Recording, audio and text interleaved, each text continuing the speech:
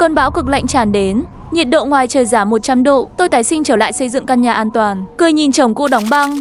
Chồng tôi không muốn đi làm nữa, muốn khởi nghiệp, để mắt đến toàn bộ tài sản bố mẹ để lại cho tôi. Nhìn thấy tôi đang mang thai 6 tháng, dùng con để đe dọa bắt tôi giao tài sản, tôi buộc phải đồng ý.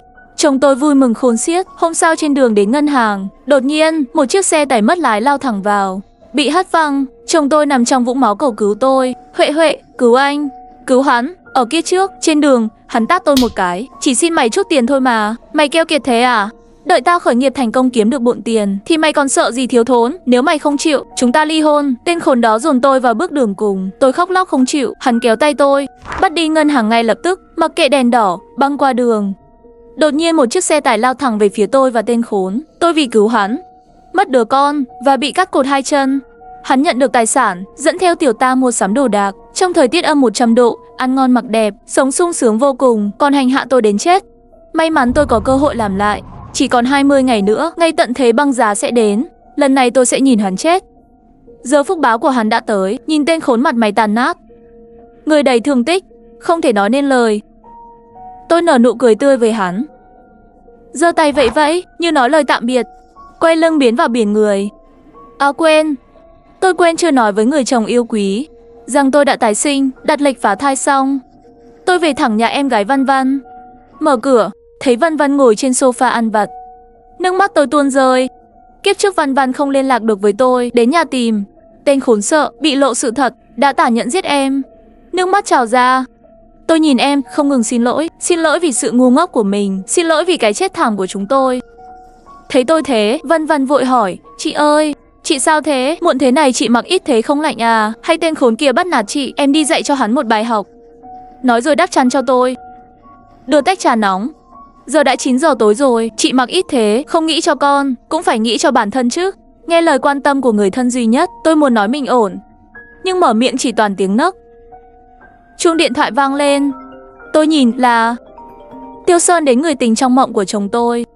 Vừa bắt máy, đã nghe Tiêu Sơn gào, Huệ Huệ, mày chết đâu rồi? Chồng mày bị xe đâm thế kia, mạng sắp chết rồi, sao mày không ở bên? Tại sao bị xe đâm không phải mày? Tiêu Sơn kiêu ngạo, mau mang 20 triệu đến bệnh viện, chồng mày cần phẫu thuật, mau lên, nghe không? Văn Văn không chịu được, quát lại, mày là ai mà dám mắng Huệ Huệ? Chị ấy đang mang thai đấy, bà bầu không được kích động, mày không biết à? Bố mẹ mất, chỉ để lại tôi và em gái sinh đôi nhỏ hơn 3 phút. 2 năm trước trong một buổi họp lớp, tên khốn xuất hiện trước mặt tôi, chiều chuộng tôi hết mực, quan tâm chăm sóc, khiến tôi dần bỏ cảnh giác.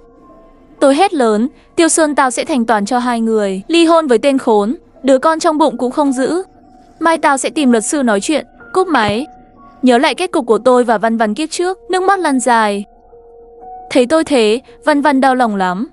Em vội nói, ly hôn, chắc chắn ly hôn. Huệ Huệ, chỉ cần chị khỏe, sợ gì không có con sau này. Sự ủng hộ vô điều kiện của Văn Văn khiến tôi thêm quyết tâm. Tôi cười qua làn nước mắt, nói với Văn Văn, ly hôn nhưng chị cũng không để hắn dễ chịu. Xe nhà đều là tài sản trước hôn nhân. Theo diễn biến kiếp trước, chỉ còn 20 ngày nữa, toàn cầu sẽ chìm vào thế giới băng giá. Nhiệt độ ngoài trời trung bình âm 100 độ. Động thực vật chết hàng loạt. Sông đóng băng, hệ thống điện tê liệt, mọi người vì thiếu thiết bị sưởi, thậm chí không có cơ hội sống sót, chết cóng. Cái chết vì lạnh rất khủng khiếp. Tôi không giấu Văn Văn, kể lại mọi chuyện kiếp trước. Nghe xong Văn Văn ôm tôi, Huệ Huệ, chị khổ rồi, may còn cơ hội, lần này mọi thứ đều kịp. Sau đó, tôi và Văn Văn lên danh sách chi tiết, bàn cách cải tạo nhà, tích trữ đồ rồi yên giấc.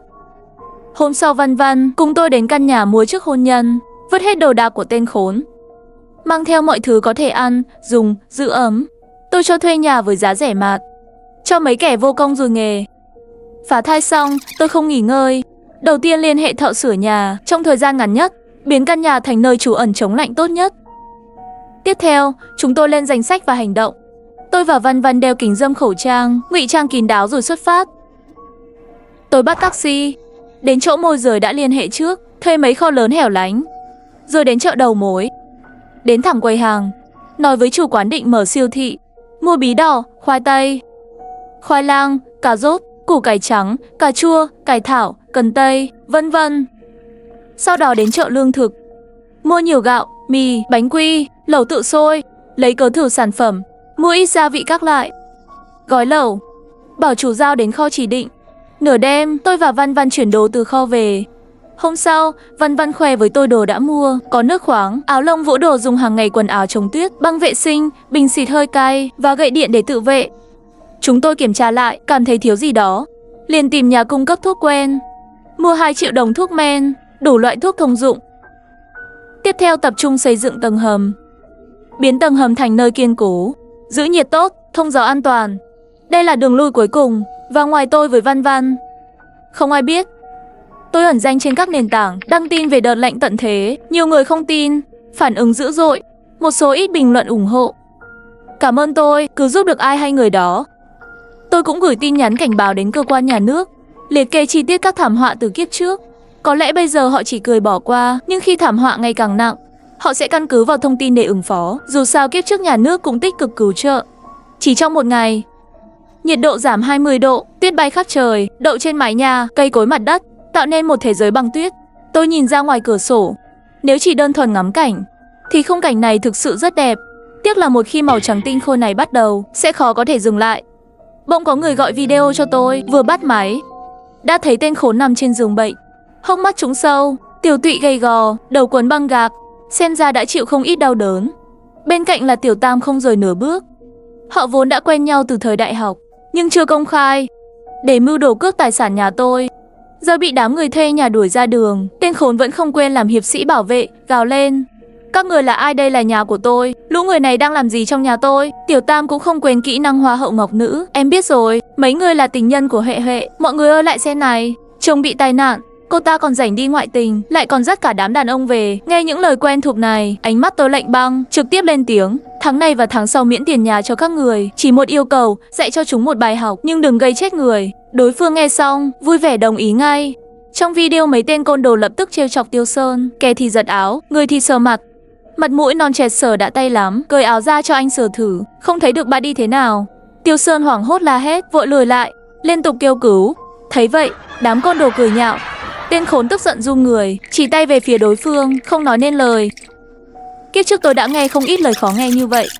Tiêu Sơn để bảo vệ hình tượng ngọc nữ, trong mắt tên khốn, đại diện không ít trước mặt bạn bè. Tôi lại mở miệng: vậy đi, năm sau cũng miễn tiền nhà. Trên cảng kia còn có một đứa mặt mũi khá đẹp, các người đừng quên nó. Thực tế khi ngày tận thế băng giá đến, trừ khi vì nhu yếu phẩm sinh tồn, hầu như không ai ra đường, chứ đừng nói đến chuyện thu tiền nhà. Đám côn đồ nghe lệnh, vừa nói lời tục tĩu, vừa lột đồ tên khốn. Hắn vốn bị thương nặng, không khí bên ngoài lại lạnh, áo quần bị giật tung. Hắn lạnh run bần bật, muốn giãy giụa nhưng bất lực, tức giận đến rơi nước mắt. Thấy cảnh này, tôi cười sung sướng. Kiếp trước tên khốn vừa tự ti vừa tự đại, ghét cay ghét đắng việc mình thành công nhờ vợ, nên trút hết hận thù lên người tôi. Hắn thích nhất là lúc tôi bại liệt, lột sạch quần áo, chỉ mặc đồ lót, quăng ra ngoài tuyết. Khi tôi sắp chết cõng lại kéo vào, giả vờ thương xót mặc đồ cho tôi. Giờ tên khốn nghe đám côn đồ chế nhạo: ôi da trắng nõn nà này, sờ đã tay lắm, tưởng có da có thịt, hóa ra gầy nhom. Đúng rồi, cười lên nào, cho anh chụp hình. Những lời khó nghe ngày càng nhiều, tên khốn đó gào thét lên: San San gọi cảnh sát, tôi không muốn ở lại đây, chúng ta đi ngay bây giờ. Tên khốn tưởng mình có thể nhanh chóng rời đi, nhưng chờ đợi rất lâu, chỉ nhận được sự im lặng của Tiêu Sơn. Giọng trầm của Tiêu Sơn vang lên: trong này còn rất nhiều đồ, anh bị thương nặng, tiêu hết tiền rồi. Em làm vậy cũng là vì tốt cho anh. Tên khốn không thể tin nổi, hắn trừng mắt nhìn Tiêu Sơn. Tiêu Sơn quay đầu đi, không nhìn hắn. Sau đó lại một hồi cãi vã, thấy tôi mềm lòng mới chịu nhượng bộ. Bọn côn đồ ném đồ đạc của hắn ra ngoài, vùng vãi khắp nơi, rồi lầm bầm đi vào nhà, đóng sầm cửa lại, cũng đóng tan trái tim nhạy cảm của tên khốn. Tiêu Sơn bận thu dọn tài sản, sắp xếp đồ đạc, không quan tâm đến hắn. Nước mắt từ mặt tên khốn lăn dài, một giọt rồi một giọt, trông thật đáng thương. Huệ Huệ, ăn cơm đi. Là Văn Văn đang gọi tôi đến bàn ăn. Lò sưởi tỏa ánh sáng vàng ấm áp, một không gian ấm cúng. Văn Văn cười tươi nói hôm nay ăn lẩu, có thịt bò cuộn, thịt cừu cuộn, lòng bò, dạ dày bò, tôm viên. Chúng tôi nghe nhạc vui, uống câu cơ thưởng thức đồ ăn ngon. Ăn xong, tôi ra cửa sổ, nhìn ra ngoài, cảm giác tuyết rơi nhiều hơn. Bên ngoài băng giá lạnh lẽo, một màu trắng xóa tịch liêu. Ngoài trời giờ âm 30 độ, tuyết dày đến mắt cá chân. Người bước lên nghe tiếng xào xạc. Nhưng dù vậy, so với sau này, đây vẫn là ngày dễ chịu hơn. Tôi kéo Văn Văn. Chúng tôi mặc áo khoác, đội mũ, quàng khăn, cùng nhau ra ngoài đánh nhau bằng tuyết, nặn người tuyết. Khoảnh khắc hạnh phúc trước mắt khiến mắt tôi cay cay. Đêm đó tôi ngủ rất ngon. Chỉ sau một đêm, nhiệt độ giảm thêm 10 độ. Sáng dậy phát hiện mất điện, mất nước. May là tôi và Văn Văn đã chuẩn bị kỹ, tiếp tục yên tâm ở nhà xem phim, ăn vặt, vui vẻ. Tôi lấy điện thoại, mở camera ngôi nhà nhỏ sau khi kết hôn, lúc tái sinh đã nhờ người lắp đặt. Căn phòng 40 mét vuông chật hẹp chất đầy đồ. Tên khốn co ro trên sàn, hắn lại đến tìm tái như chết. Dù bị thương nặng vẫn phải co người run rẩy để giữ ấm. Đúng là loài sâu bọ sống dai, hắn vẫn sống. Trời âm 30 độ. Tên khốn sau tai nạn toàn thân đầy thương tích, bụng đói cồn cào. Hắn hét lên, Tiêu Sơn, tôi đói quá, cho tôi chút đồ ăn đi. Đáp lại là sự im lặng. Tên khốn gào ầm lên, tôi đói. Tôi xác chết đói rồi, Tiêu Sơn, cho tôi ăn đi. Tiêu Sơn tùy tiện cầm đồ ném vào hắn. Là cái gối, chán tên khốn thêm vết thương, ngất xỉu trên sàn. Tiêu Sơn không thèm nhìn, chửi bới, ăn cái gì, đồ vô dụng. Giờ mày không lấy được tiền của Hệ Huệ nữa, nhà chỉ có chừng này đồ, mày còn dám tranh phần của tao. Tôi tắt camera, đúng là không có tôi đến con ngốc chịu thiệt. Một khi tài nguyên khan hiếm, bộ mặt xấu xa của tên khốn và Tiêu Sơn lộ rõ. Sau 1 tháng, nhiệt độ ngoài trời ngày càng thấp, hệ thống điện quốc gia gần như tê liệt. Người chết cóng vô số. Tôi tính toán thời gian cứu trợ quy mô lớn của nhà nước sẽ đến trong nửa tháng nữa. Chỉ cần kiên trì thêm nửa tháng là được. Trời âm 100 độ, đường xá vắng tanh không một bóng người. Đột nhiên một đêm khuya, chuông điện thoại tôi reo lên, mơ màng bấm nghe. Nghe thấy tiếng gọi như quỷ khát máu. Huệ Huệ, là anh đây. Tôi giật mình tỉnh giấc. Là tên khốn. Hắn đã quay lại. Nghe giọng em, chắc em vẫn ổn. Tốt lắm, anh yên tâm rồi. Huệ Huệ, giữ gìn sức khỏe nhé. Anh sẽ sớm đến tính sổ với em. Em hại anh thảm như vậy, anh nhất định sẽ báo thù gấp trăm lần. Tôi không nghe hết, bóng đen kiếp trước hiện về trong đầu. Tôi cúp máy thẳng, nhưng cơ thể vẫn run không ngừng. Đột nhiên tiếng gõ cửa vang lên. Tôi hoảng hốt hét lên. Ai đó? Văn Văn. Là em đây, chị gặp ác mộng à? Mở cửa cho em vào xem nào. Sự đồng hành của Văn Văn xua tan nỗi sợ và bóng đen trong lòng tôi. Ánh mắt tôi thêm kiên cường và dũng cảm. Tên khốn tái sinh càng tốt, để tôi có cớ báo thù rõ ràng hơn. Ân oán rạch ròi. Tôi mở lại camera, thấy Tiêu Sơn bị cắt cổ nằm trong vũng máu, vật vã giãy giụa. Đột nhiên tên khốn quay đầu nhìn tôi. Không, chính xác là nhìn vào camera. Hắn đã phát hiện ra tôi, khập khiễng tiến lại gần. Tôi nghe rõ lời hắn, giọng lạnh lùng. Vợ yên tâm, anh không bỏ lỡ em đâu. Anh đến tìm em ngay. Màn hình chuyển sang nhiễu đen trắng. Tôi biết camera đã bị phá hủy. 1 tuần sau, ngoài trời vẫn bão tuyết không ngừng, đường vắng tanh. Trưa hôm đó, trực thăng bay trên không hô vang. Kính thưa bà con, kính thưa bà con, cứu trợ quốc gia sắp đến. Gần đây có tội phạm hoành hành, hãy cảnh giác phòng ngừa. Không xem được tivi, tôi vội mở radio, nghe tin vài vụ thảm án kinh hoàng. Một nhóm đàn ông cầm dao cướp bóc và sát hại các hộ đơn lẻ. Chúng đã gây ra nhiều vụ, đang hướng về phía Tây Nam, mà tôi và Văn Văn đang ở đó. Sự việc tối đó cảnh tỉnh tôi. Tôi bảo Văn Văn, đừng thu xếp gì cả, mau xuống hầm trú ẩn. Văn Văn rất tin tưởng tôi, không chút nghi ngờ. Vừa xuống hầm buổi sáng, chưa đến tối, cửa chính đã bị phá. Kẻ cầm đầu chính là tên khốn. Dù đã giữ 1 tháng, tai nạn vẫn để lại di chứng. Hắn chống gậy khập khiễng bước vào, nhìn quanh căn biệt thự ấm áp và kho lương thực đầy ắp. Con gậy đập vỡ lọ hoa trang trí. Lục soát, chắc chưa đi xa, lối ra đây, tha hồ chơi, chỉ cần để lại một hơi thở cho tao. Bọn chúng cười man rợ, sục sạo khắp nơi, lầu trên lầu dưới lật tung. Không tìm thấy tôi và Văn Văn, tên khốn giận dữ đập phá. Đồng bọn vội ngăn lại. Biệt thự quá tiện nghi, chúng không nỡ rời đi. Nếu phá hủy nơi này, khó tìm chỗ khác thay thế. Qua camera điện tử, tôi thấy bọn chúng biến nhà tôi thành sao huyệt. Ban ngày chúng dùng xe trượt tuyết đi ra ngoài, chiều về mang theo nhiều vật phẩm, quần áo dính đầy máu. Tôi đến khoe khoang khoác lác. Kẻ khoe giết được mấy người, người khoe cướp bao nhiêu đồ. Những kẻ này mỗi ngày đều vượt quá giới hạn tưởng tượng. Rồi một tối nọ, chúng lôi về 3 người, 2 gái 1 trai, trông như vị thành niên. Tôi nghiến răng căm phẫn. Đột nhiên, một cô gái giãy giụa chạy trốn. Tên khốn ném gậy trúng chân cô ngã sóng xoài. Tên khốn cầm dao tiến lại, nắm tóc cô gái cắt cổ. Cảnh tượng quá dã man. 2 người còn lại ngất xỉu. May thay, quân đội xuất hiện, xông vào cứu nguy. Tiếng súng vang lên, kết liễu lũ thú vật. Cứu được 2 mạng người. Tên khốn lôi đồng bọn che chắn, nhưng cuối cùng vẫn bị trừng phạt.